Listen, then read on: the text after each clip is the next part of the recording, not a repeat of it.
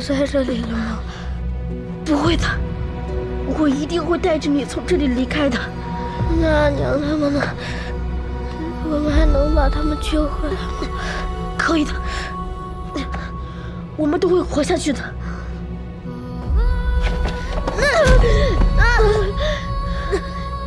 哥哥，超离，没事吧？哥哥，你走吧，不要管我了。我流了好多血，我活不下去了。不，走吧，走啊！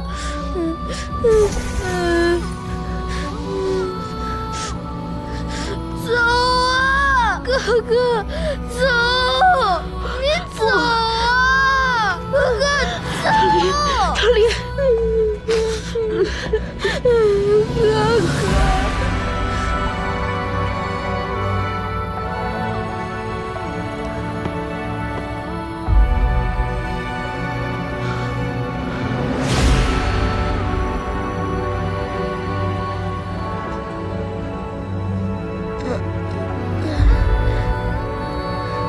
这一次不跑了。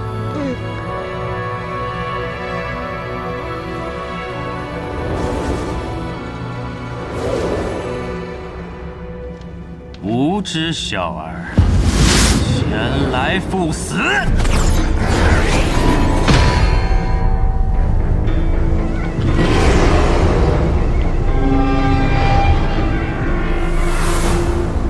阎王深浅，何来胆量让吾赴死？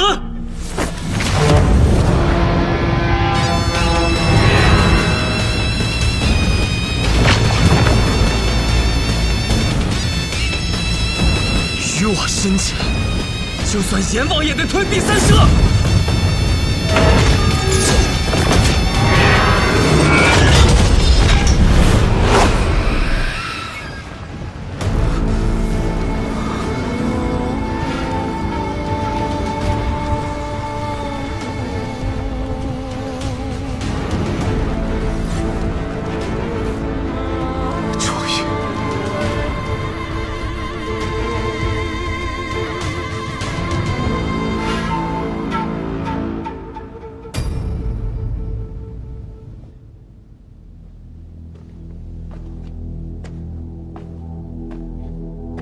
都与你说过了，我兄长正在闭关，任何人不得进入。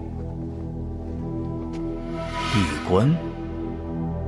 你们大家长约了我们结盟，结果谈定就消失无踪，而剩下暗河的人，还在干扰我们的好事。那还不是因为那一日，我兄长与琅琊王对了一仗，才受了内伤。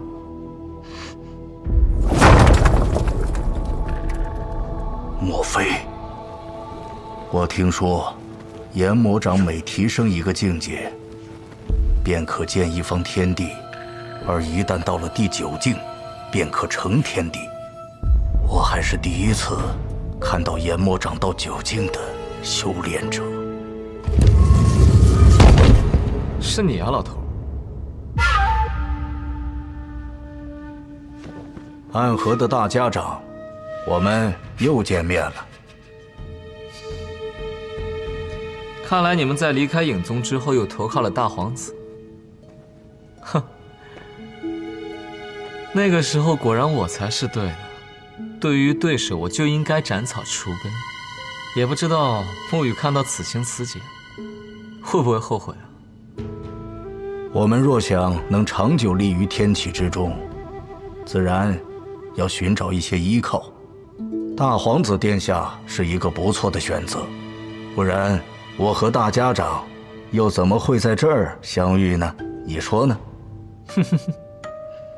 此间事了，那么天启3家、暗河3家，所有人都尊称你为大家长。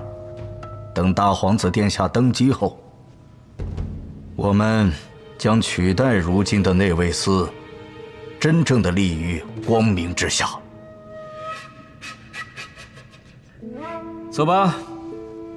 许久未见这位大皇子殿下，如今我的阎魔掌已经练到了第9重，我倒想看看是谁会成为第一个被我喂长的人。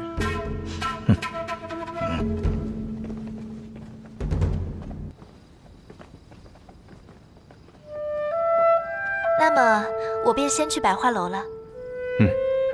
等空了再去听美音弹琴啊。婉儿定会为先生备下雅作。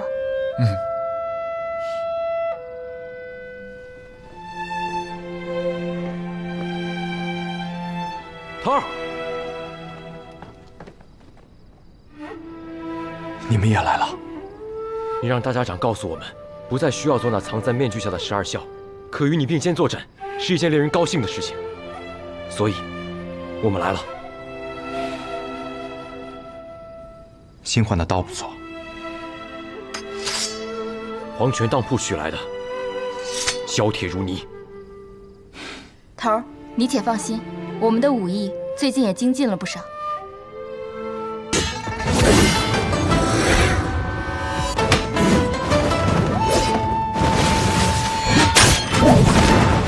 天险枪，大师兄不可啊！若真闹出人命来，我们也……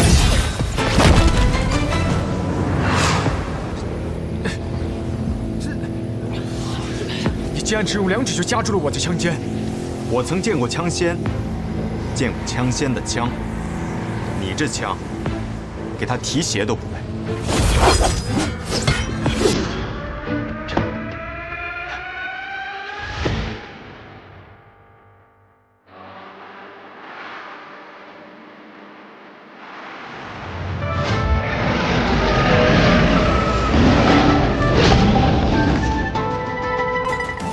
这便是我的金龙变。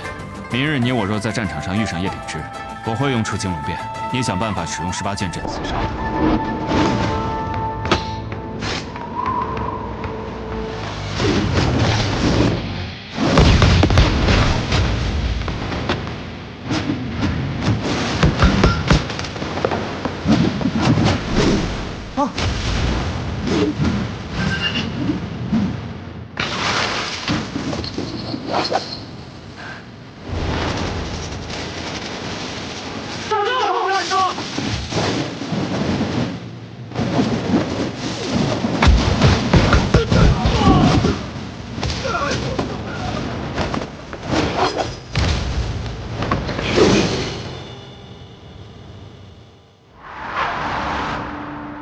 便只记到此处了。这是枪仙的金龙变。金龙变共33式，我并不擅长枪法。这13式，也只得其形，未得其意。方才若是枪仙出枪，第一枪时，你便已经死了。您究竟是何人？能结识枪仙，会阵金龙变之人，绝非普通的江湖人。我并非世家弟子，当年曾有幸与枪仙并肩阻拦过魔教主人。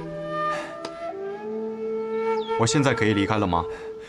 原来先生是抵御过魔教东征之人，是玉宅无礼了。先生请过。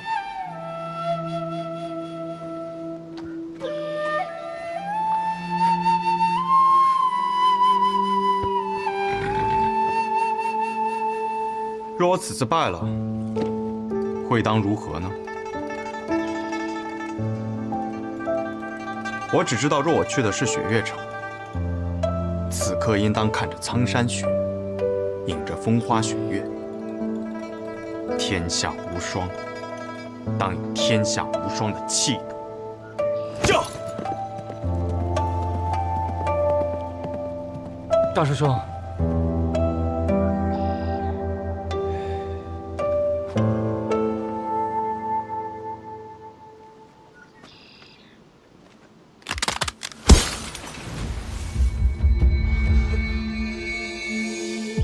这个人太可怕了。当哥，丹哥，埋伏在外门的那些弟子未能毒杀了苏长河，他似乎早有准备，一路闯了进来。就算做了这么多的准备，你依然比我更强吗？苏长河，丹哥，我们接下来该怎么办？难道就只能认输了吗？认输？我绝不会向无名者认输。苏昌河一意孤行，现在的他只有一个人，集结我们所有的兄弟，围剿苏昌河。是。来不及了。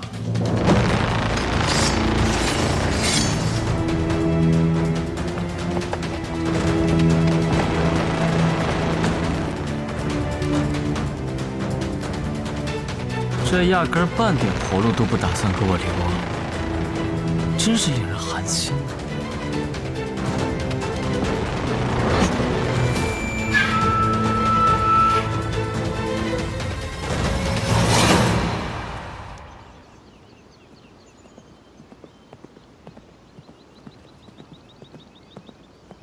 珍珠。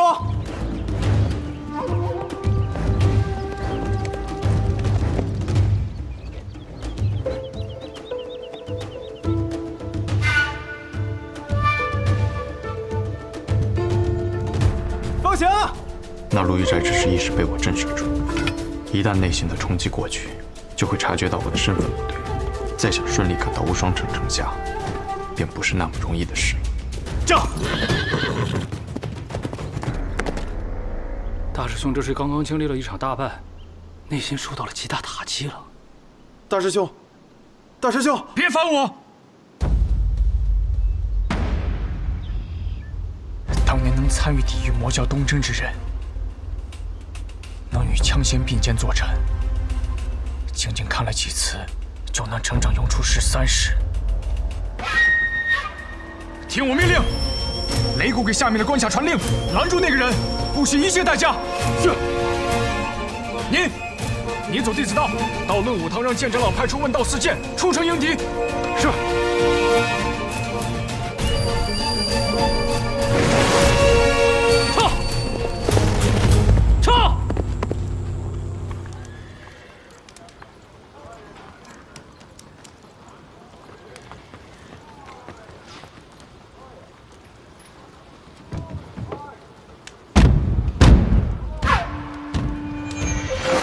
那个声音是战鼓声，全部给我退后！你退后，都给我退后！大师兄，只有无双城嫡系弟子可以行走，要比大陆快上1倍的弟子道，还有问道4剑，这阵仗未免有些大吧？大，只恨我的权力只能到这里，不然我会让剑长老亲自出城。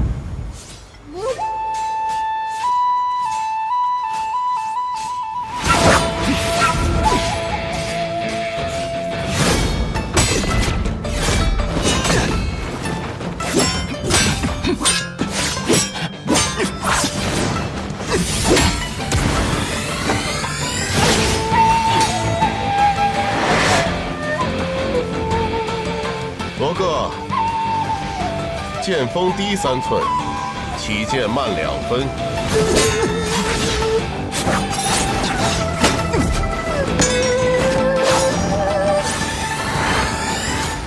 多谢剑老师。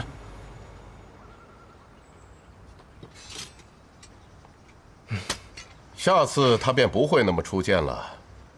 我对你的这句指点并没有作用。你要想的是。 为何方才应该那么出剑？剑道分术和法，你过分追求于术，便会一直陷入苦战。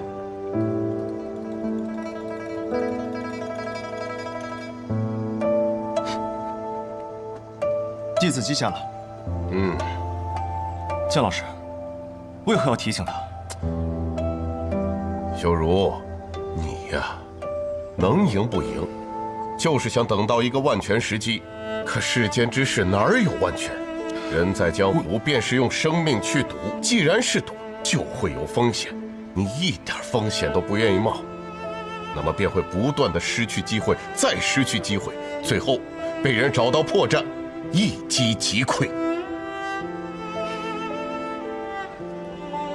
弟子也记下了。禀长老。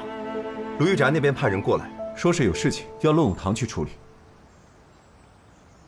卢玉宅是什么废物啊？仗着自己是城主的首徒，竟敢对我们论武堂发号施令！让他滚。卢玉斋武功平平，但为人处事这一块，向来最是周到，是不会平白无故来找我们论武堂的。说吧，什么事？直接过来说吧，这里没有外人。剑长老，大师兄发现有人意图潜入无双城，图谋不轨，以敲响惊醒鼓，停止各路关卡放人，但害怕那人直接闯城，所以希望论武堂可以派出问道四剑给予拦截。放肆！我们论武堂什么时候负责看门了？再说了，他都发现了，他为何不拦？大师兄阻拦无果，败了。我就知道，这要是有好事，他还能轮到我们？他早就抢功了。不休，不得无礼。弟子失言了。那人什么身份？不知，戴着一副面纱，携着一把长剑，但和大师兄对阵之时，却使的是一套枪法。枪法？什么枪法？大师兄说是金龙变。金龙变？什么？他确定？那人自己亲口承认的，说是见过枪仙司空长风用过之后学会的。我不会记错，确实是金龙变。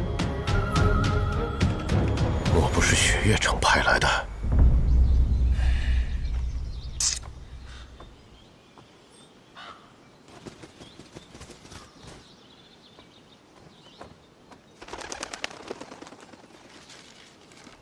问道四剑，皆已动身。太好了！据说问道四剑可是得了剑长老的真传，有了他们的帮助，定能胜过戴面纱的那个家伙。胜个屁！就那4个废物！呸！那4个废物能有多强？方才那个人有多强？他是个剑客，可刚才随手挥了挥枪，就将我的内杆枪震得4分5裂的。那是什么样的境界？那是1等1的高手。问道四剑，给他提鞋都不配。那大师兄为什么派他们去了？若只是我败了，论武堂定又会大做文章，羞辱我师父。若问道四剑出手也败得很惨的话，那被羞辱的就是他们，而他们这一败，剑长老就会亲自出战。哦，大师兄的最终目的是想让剑长老拦下那个人。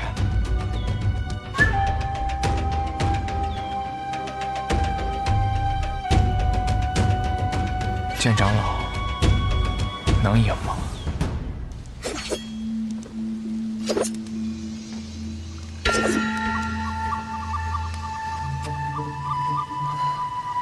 我派了那么多人去杀你，你怎么……我不离开，怎么由你动手？我们可是能扳倒3家之人，难道你觉得你比苏晋辉、谢霸等人还要更强吗？你们不是都中毒了吗？真是愚蠢，以为自己可以毒倒如花。你的毒对我无用，而我的毒可以解所有人的毒。看来我们穆家被小瞧了呀。我来动手吧，大哥。莫急。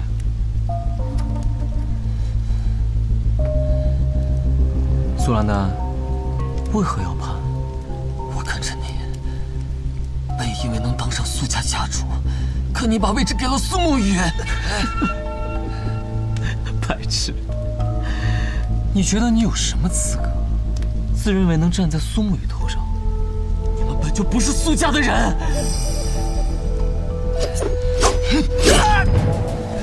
我本不想杀你，但你刚刚说的那句话让我很想杀你。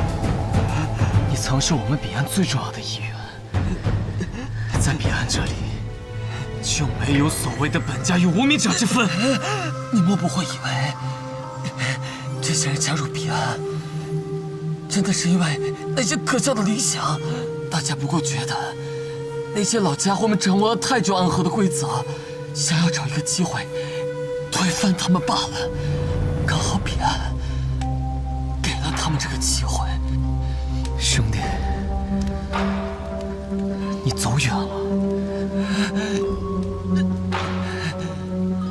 你到不了彼岸了。我最后再问你一句：站在你身后的那个人是谁？你怎么知道？果然是找了靠山。罢了，我也懒得去猜是谁。那我就用你的死来作为对他的回答。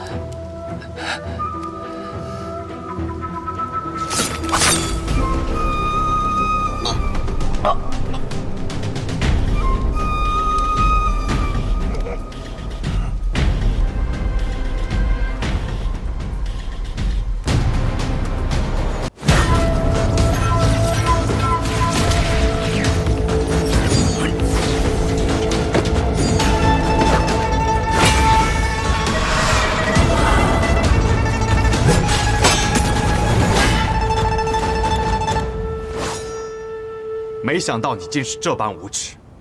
你用的功法类似于乱神诀，特地勾起我心中杀念。虽然你拼命的克制，但是我只看了一眼便知道，你身上充满了血腥气。你不是个剑客，你这些年做的应该是杀人的勾当。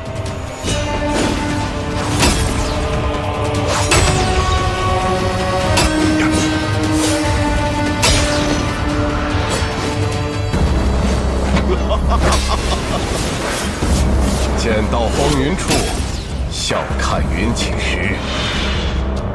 这么多年过去了，老城主的剑法依旧这般写意潇洒呀。可方才我与他对过一剑，以那一剑来说，他的剑术不至于如此不济。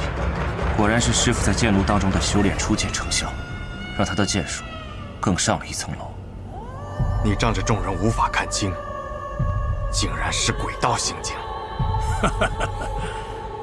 你一路东行，藏剑不动，便是在养一股剑气。当你的杀气盖过剑气，剑势尽现，就不负方才之勇了。小人，道是你父亲寻找的东西，而我只求胜，只有胜者才有资格论道。道，确实是我父亲时常念叨的字。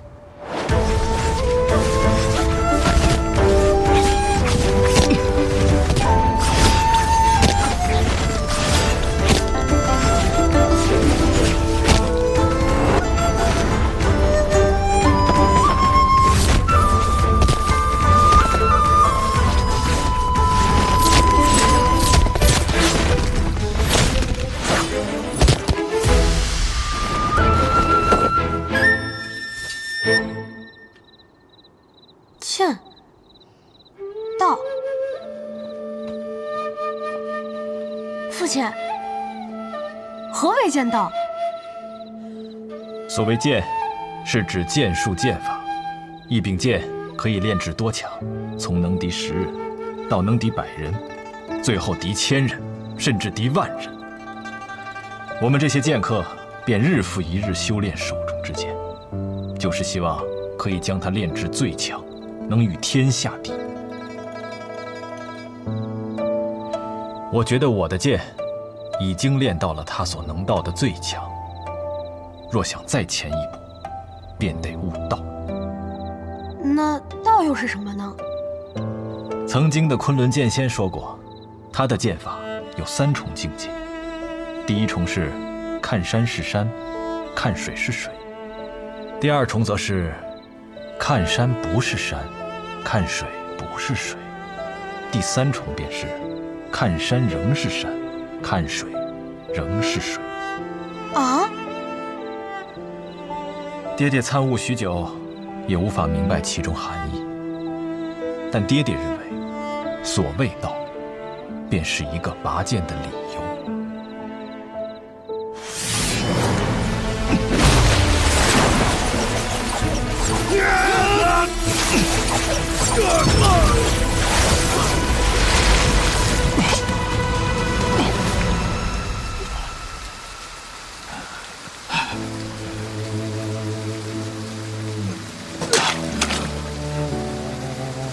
有些道是要在将死那一刻才能悟出来的。一生中的最强一剑，或许只有出一次的机会。可惜，无法再保护你了。我方才说过，无双城的人没有资格提起我父亲的名字，尤其是你。什么流水星云，破；什么宗师气象，破；什么天下无双，皆可破。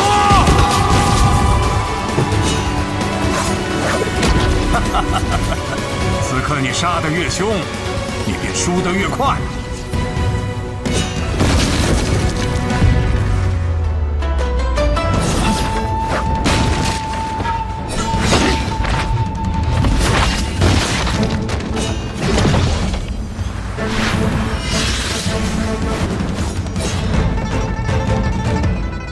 你败了。你想要我用杀人术，可我偏不用。今日我便用剑胜过你。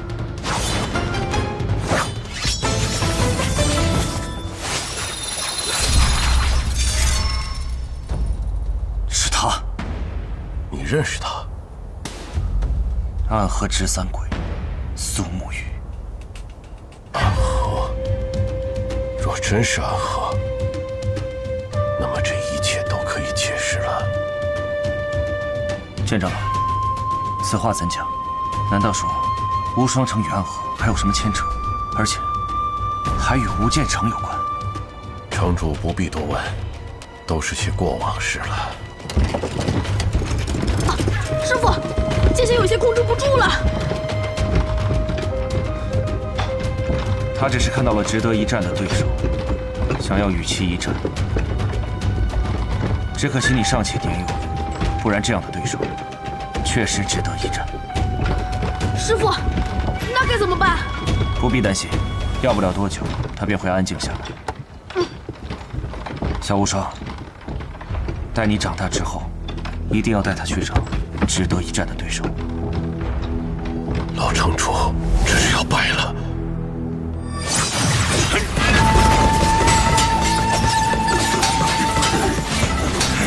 他本就应该败了，只是这一败，晚了10几年罢了。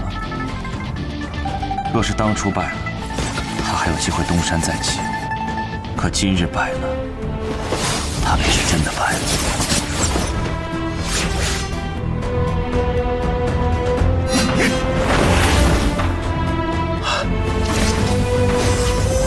来了，老城主最强的一剑——成剑上九天，龙吟落黄泉。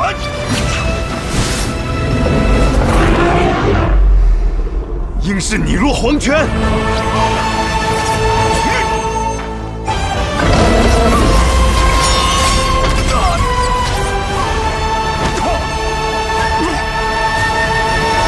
结束了。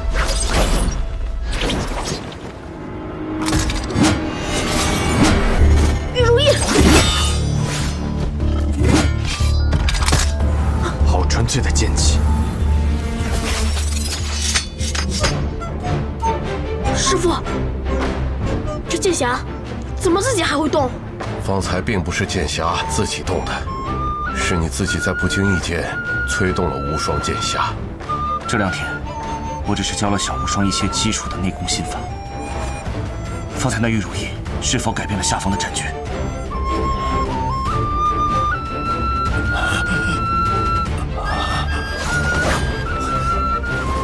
使剑！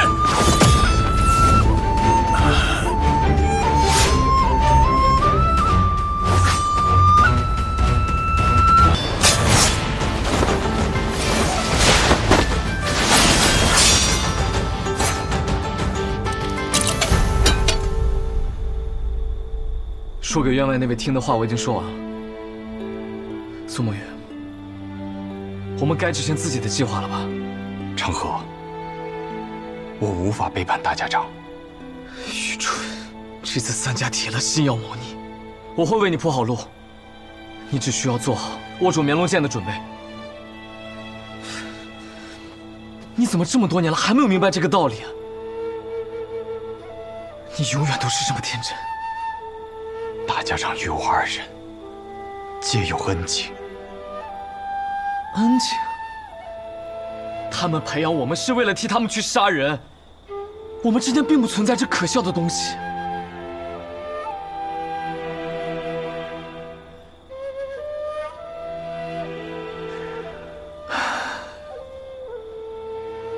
只有你真的把安和当成了自己的家。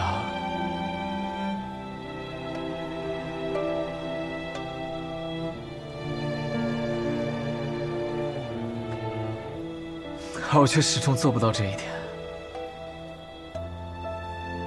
对于我而言，这里只是一个交换利益的地方罢了。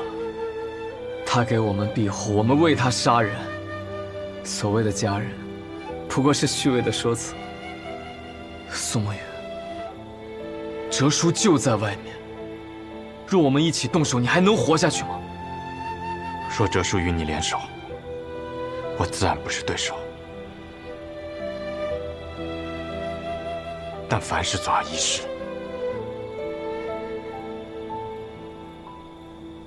你要是说得通，你就不是苏沐雨。我真傻，和你白费这么多口舌。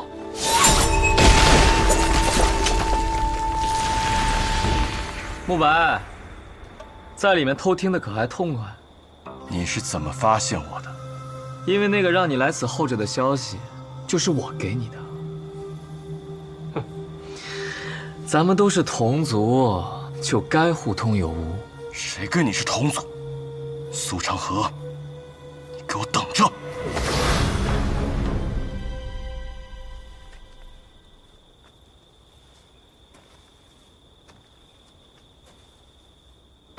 长河，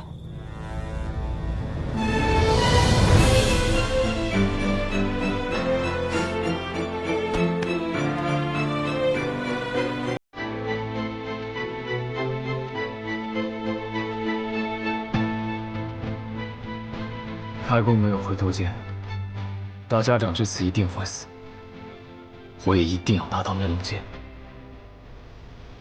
所以，好好想一想我们当年的约定吧。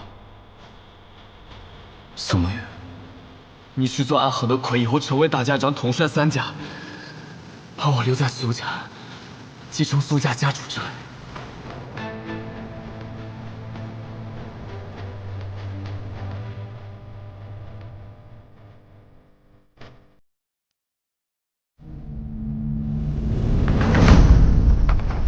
这马车真有意思啊！如此之大，却能行驶平稳；如此之重，却能日行百里。这是搬家搬三爷捣鼓出来的玩意儿，能不有意思吗？做好这架马车10日以后，他便死了，生病死了。那我若是治好了大家长，我不会得病死了吧？神医多虑了，你可是神医呀！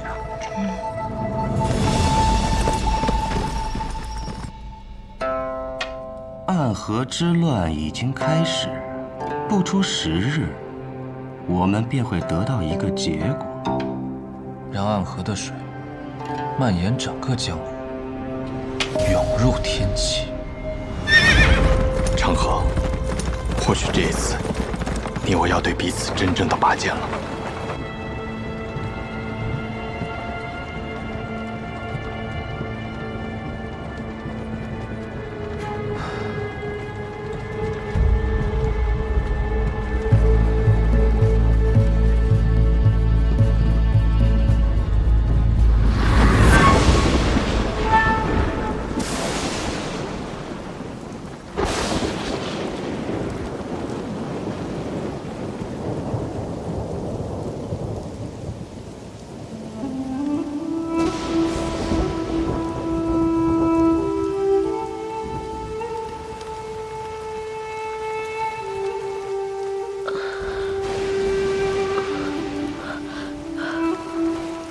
这么多年为我点灯的童子，他是唯一一个任务结束还能够活着的。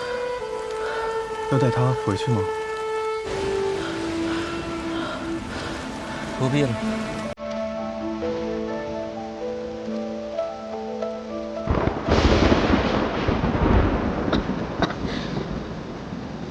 都快死了，17号，欠你一只手，还你一条命，算你赚了。多少暗涌的情绪，不舍的挣扎，漫漫长夜中寻你挣扎痛的17号，你怎么会在这里？我偷听到你们的任务点，私逃出来寻你，我来接你回家。那地方也能算是家吗？有家人等候便是家。你弟弟还在哪里？如同宿命随波后点去着谁能趟破黑暗的河？哪里会有彼岸憧憬你双唯一点光心境颜色？辗转悲欢离合，恋恋不舍，思念在夜里醒着，心不由我，情字总无法逃脱。怎么总把自己搞得这么狼狈？马上每次你都会及时出现，我狼狈点儿也没什么问题。鬼哭院的试炼马上要开始了，各家主唤我们回去。这一天终于还是来了。哪里会有彼岸憧憬你双唯一点光情景颜色？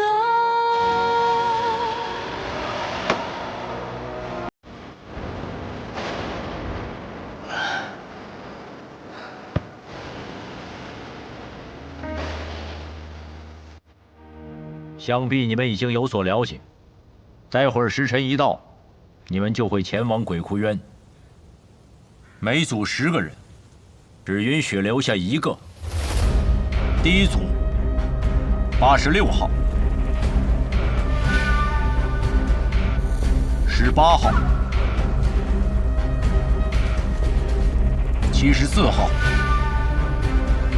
42号、34号、26号、17号、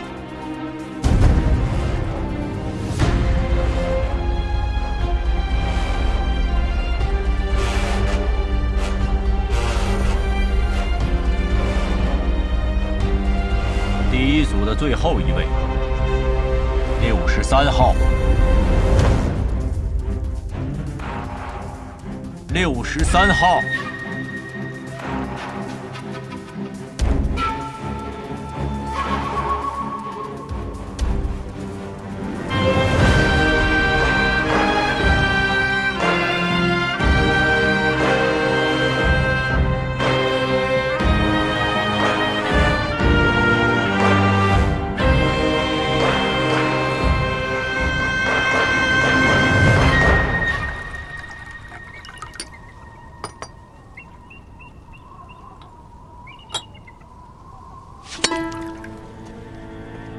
谁惹了木丘兄啊？生这么大的气！穆子哲，你明知这2人是我苏家属意的，你这般行事，是要与我苏家为敌吗？别给我扣这么大的罪名，我可不敢。我只是在尽我总教习的职责罢了。职责？不把过强的2个人放在同一组，这是3家都默认的。你就不怕我上报提魂殿吗？等他们情深意重，把彼此看成兄弟的时候，再让他们自相残杀。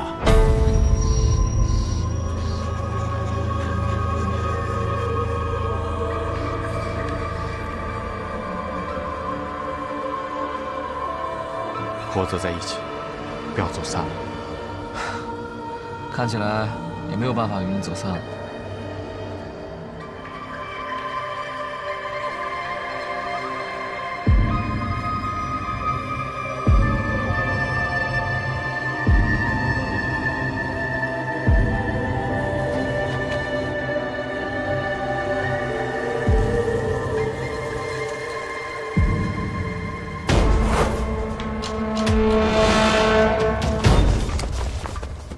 全都来了。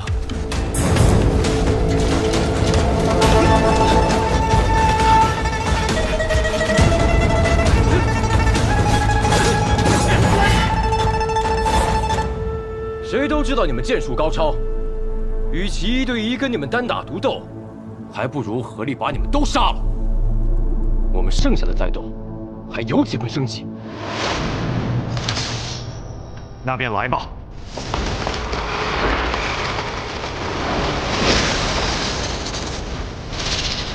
八戒阵，刀剑何时，勾手戒备，绝一切生机。要胜此战，唯有一途，压入绝处。我为尔。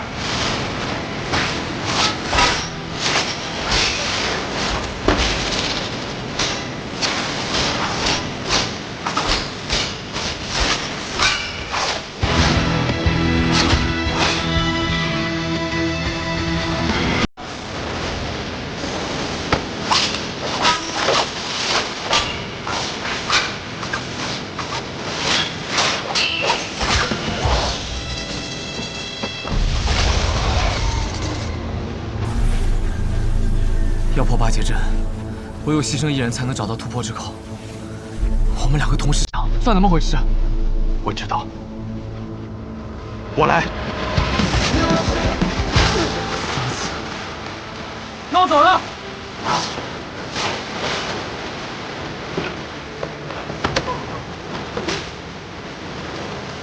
做茧自考。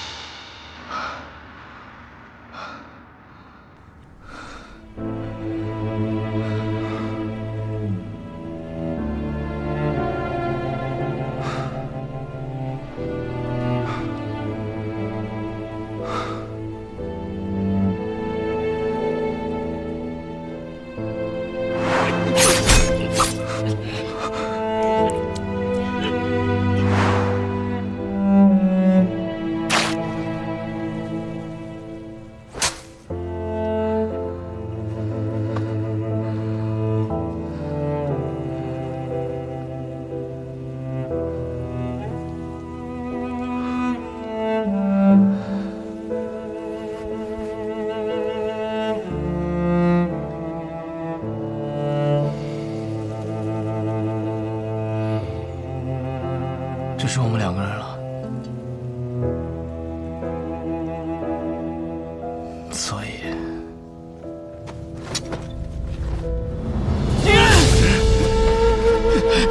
你疯了吗？你这疯子，停下来！我跟你说过，你的恩情，我迟早会还的。我不需要你还。 你此前替我做点灯童子的时候，已是还了。暗河的规矩，10个人只有1个人能走出鬼窟园，成为3家之人。你若不着我的情，我们2个人都得死。一定会有办法的。我去和他们说，他们想要最顶尖的刺客，而我们俩是他们这些年里遇到最好的种子，他们不会愿意就这么失去我们的。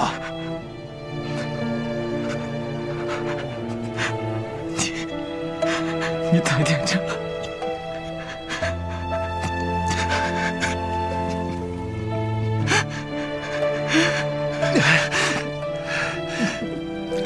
你把手放开！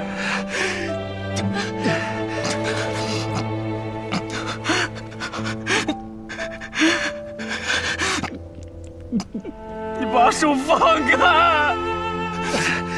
只要足够强，便有资格天真。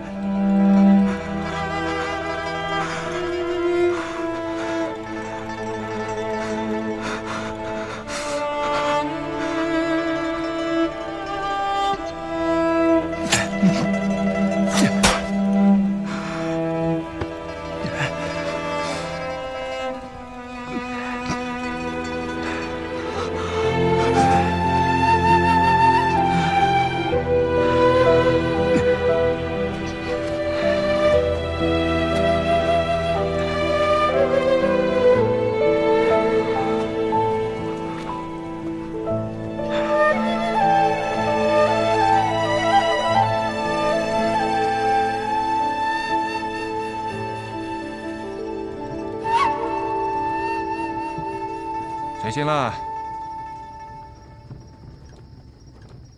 啊，做了一个很长很长的梦，梦到一些很久以前的事儿。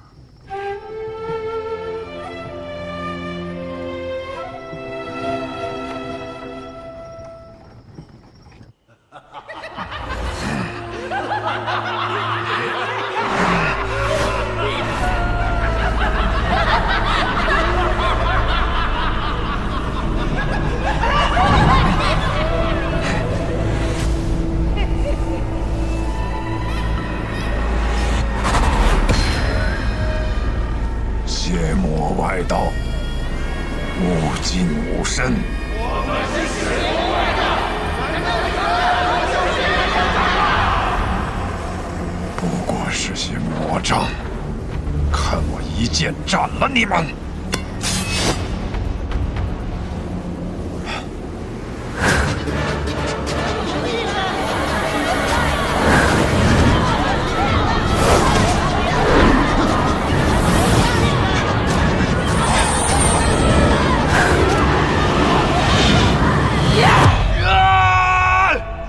不好！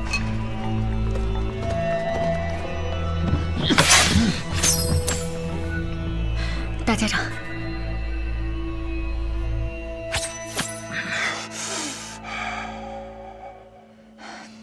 人在虚弱时，邪气便会找机会侵染人的身子，做噩梦是正常的事。大家长不必担心。大家长可还安好？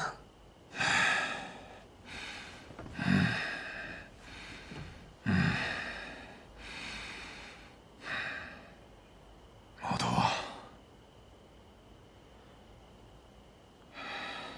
是。神医啊，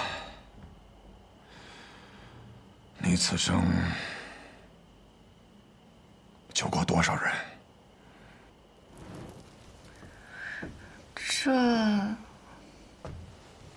这我哪里记得得？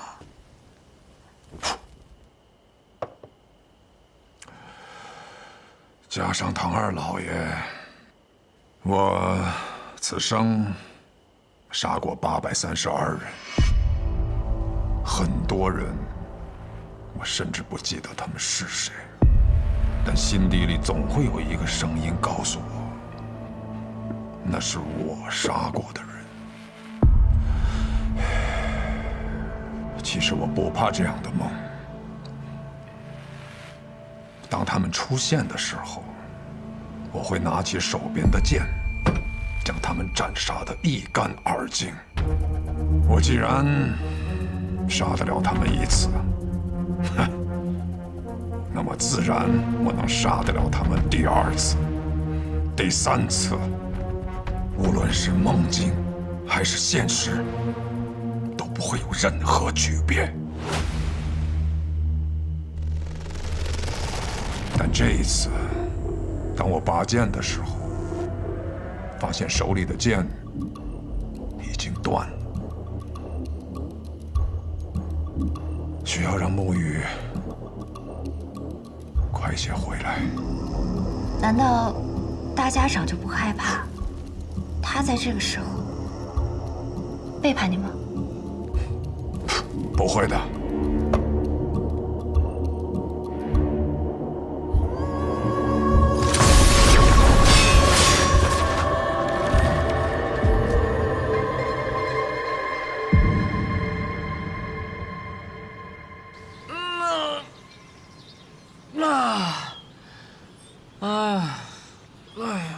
坐了许久的马车，累了。小上河，你这个样子能追到鹰，你到底是什么安排啊？追得上，大家长此行北上，无非就是想拖延时间，按照他的手段。老爷子有没有事儿我不确定，但是我们这一批跑腿的，定是要被他清算，所以在我这儿，大家长必须死。然后呢？我对于苏沐雨的安排应当已经到了，让他见见几个故人，拖延一下他追上大家长的时间。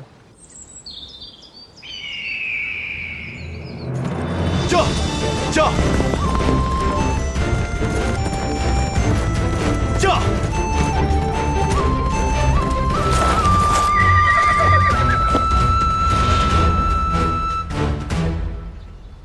昌黎，宇哥，好久不见了。昌河派你来的？啊，是大哥让我来的。他说让我拦住你，实在不行，就哭到你心软。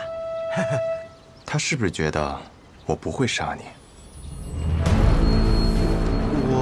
他自以为能猜透我的心，可我杀过这么多人，我也有无法控制住自己杀心的时候。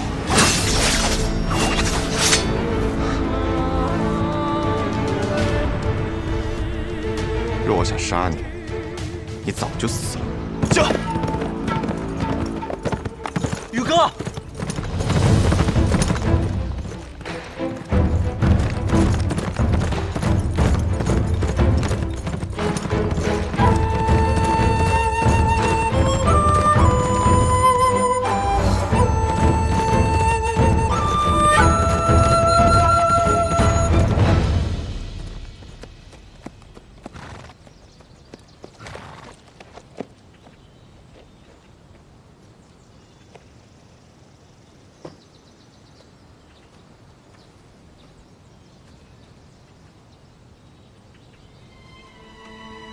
老师，你口中的“老师”这2个字，放在我的身上，我可不敢当。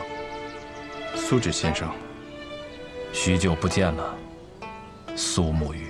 昌河为了拦住我，居然把你也请来了。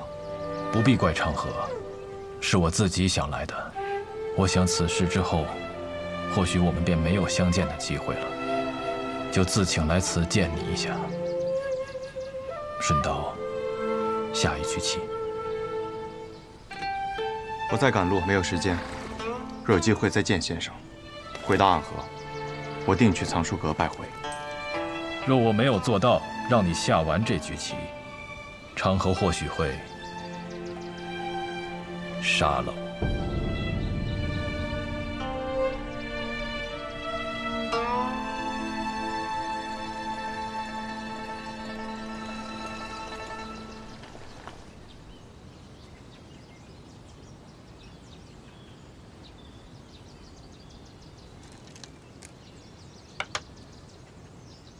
先生来此，是想劝我和昌河联手。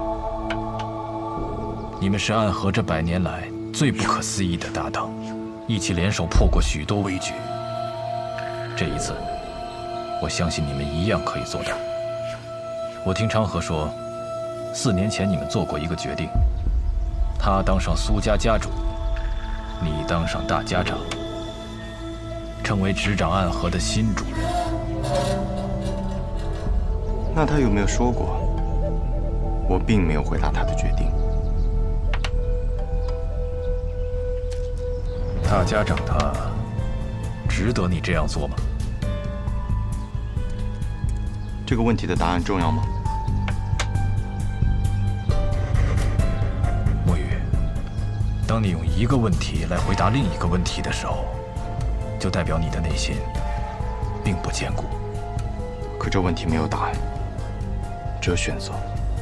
我在苏家待了将近10年，昌河与我更是从同一座炼炉当中走出来的师兄弟。准确地说，我们都是家人。昌河那样的人，可不会把老爷子他们当作家人，他只是把你当作家人。可如今我是魁，我的父亲曾教过我，承诺是比生命更重要的东西。先生您也说过，没了承诺，收了钱的刺客便会因为更多的钱而转头去杀自己的主顾，那么到最后秩序变乱了，刺客便没有存在的理由，暗河也没有存在的必要。你很聪明，但有时候太过于执拗了。已经沦为杀人的棋子，若心中还不存在点执拗，那么活着也像是死了。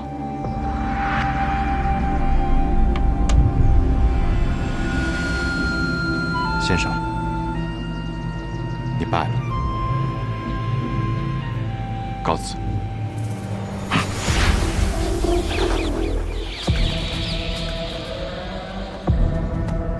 宇哥，你赢不了的。3家家主对大家长这个位置觊觎很久，这个机会他们不可能放过。即便大家长最后把生医好了，他们还是会不惜一切代价把他杀了，这是个必死之局。即使死局，那么昌河他到底想做什么？他想改变暗河，跨过暗河，便能到达彼岸。彼岸之处不再是长夜，而应有光明。和我们联手吧。大哥的意思是，让大家长在一个合适的时机死掉。死之前，他把绵龙剑传给你，你执掌暗河，而他则去扫清苏家的障碍，成为苏家家主。到时候其他2家再有不满，你们便联起手荡平暗河。宇哥，抱歉，我有我的选择。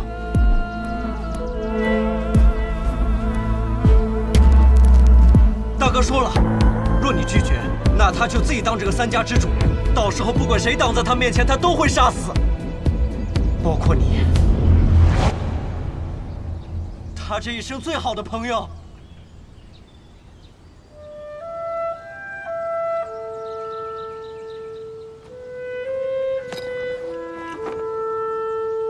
沐雨，道阻且长。行，则将之。驾！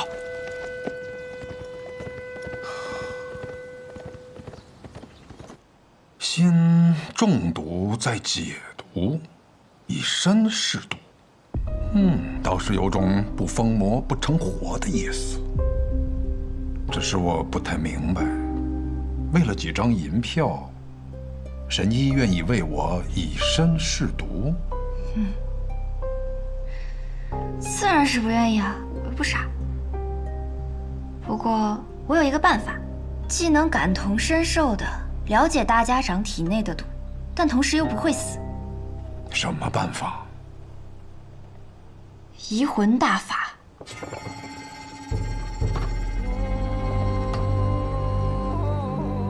药王谷的秘术移魂大法，若是一旦对某人施用此法，就能和他无感共识。他的过往和此刻的想法，都无法逃脱施用者的眼睛。若是遇到意志薄弱者，甚至能彻底占据他的意识。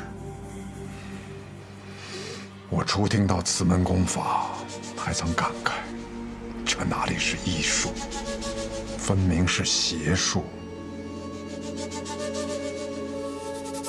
确实，医者行医，治的是人身体里的毛病，而移魂大法却能治人心病。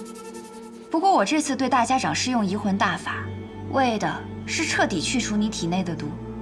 至于大家长你心里想的那些嘛，我可以试着不去看。若是一旦施用移魂大法，那我的性命自然是全在我白鹤怀的掌控之中了。届时只要我想，可以随时杀死大家长。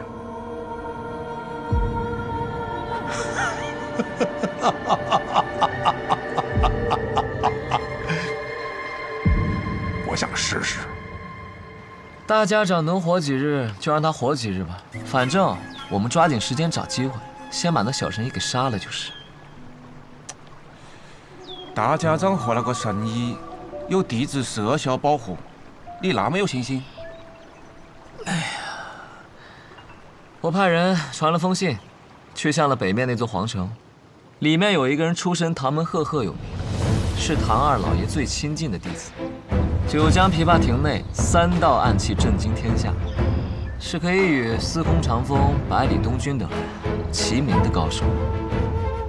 唐灵月。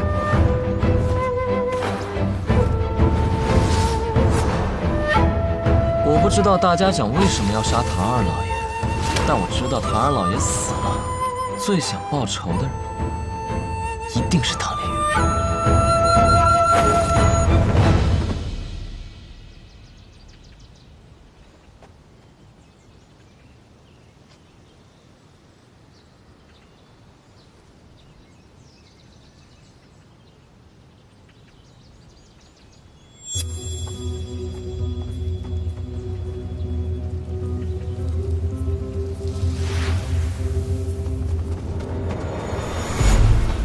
护送大家长离开，快！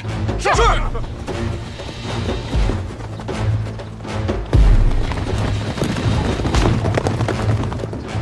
难得有片刻喘息，又要赶路逃命了。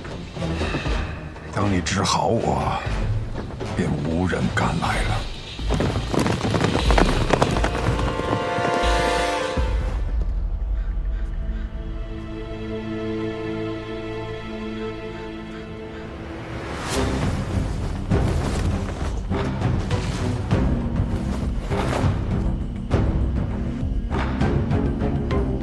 找到你们了，暗河。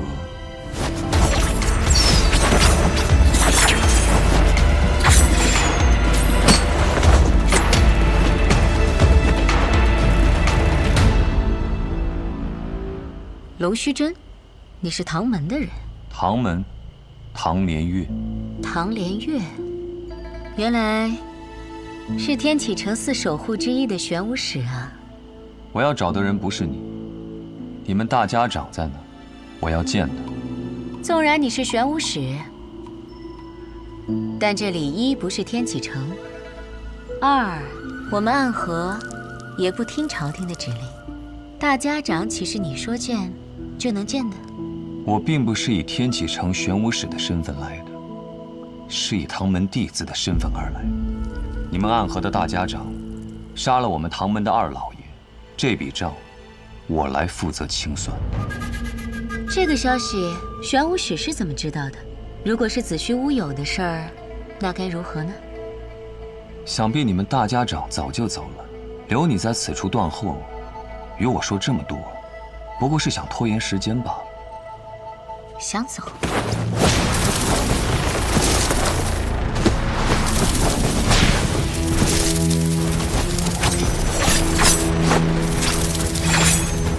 接！